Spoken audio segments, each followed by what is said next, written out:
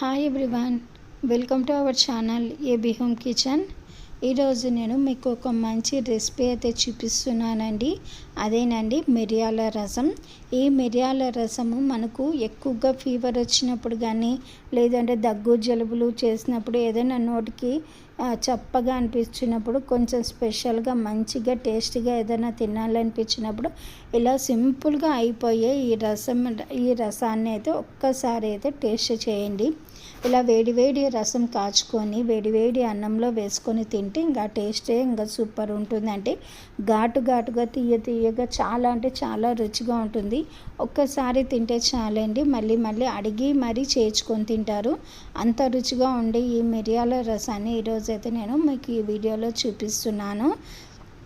అలాగే మనకు ఈ మిరియాల రసం తింటున్నప్పుడు ఈ దగ్గు జలుబు నుంచి కూడా మనకు కొంచెం చాలా అంటే చాలా రిలీఫ్గా ఉంటుంది. ఇంట్లోనే ఈ హెల్త్కి కూడా ఈ రసం అనేది చాలా అంటే హెల్తీగా ఉంటుందండి. ఈ రసం రెసిపీ ఎలా చేసుకోవాలో అనేది చాలా తక్కువ టైంలోనే ఎలా చేసుకోవాలో అనేది చూపిస్తాను. దీనికి మనం ఎలాంటి రసం పొడి కూడా ఏమి కూడా వాడట్లేదండి. అంత సింపుల్గా చేసుకొని 5 మినిట్స్లోనే చేసేసుకోవచ్చు. అంత టేస్టీగా ఉంటుంది ఈ రసము. ఈ రసాన్ని మనం ఇలా చేస్తుంటేనే దాని స్మెల్కే నోరు ఊడిపోతూ ఉంటుందండి.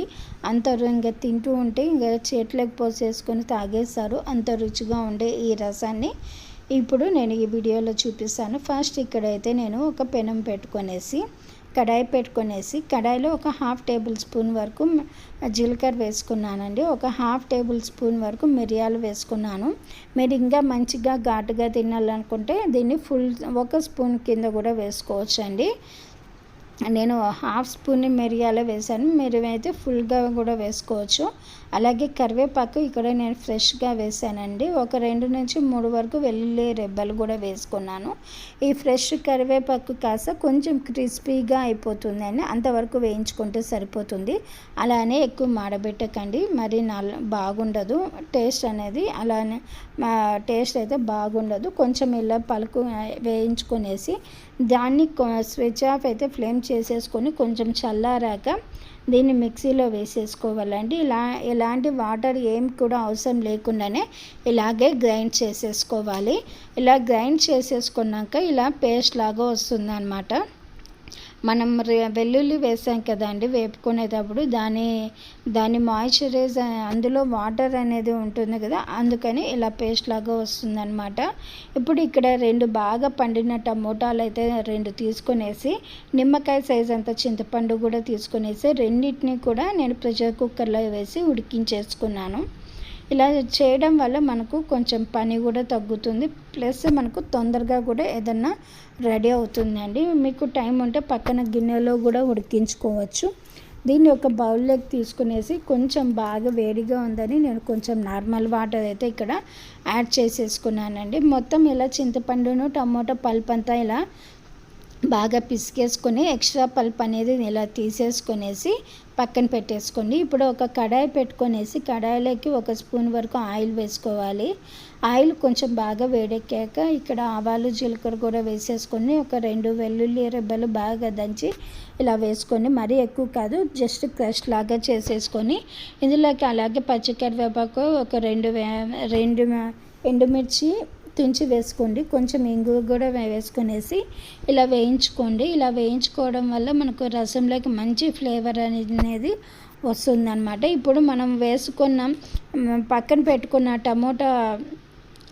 టమోటా రసం ఉంది కదండి, అది ఇందులో వేసేసుకోవాలి.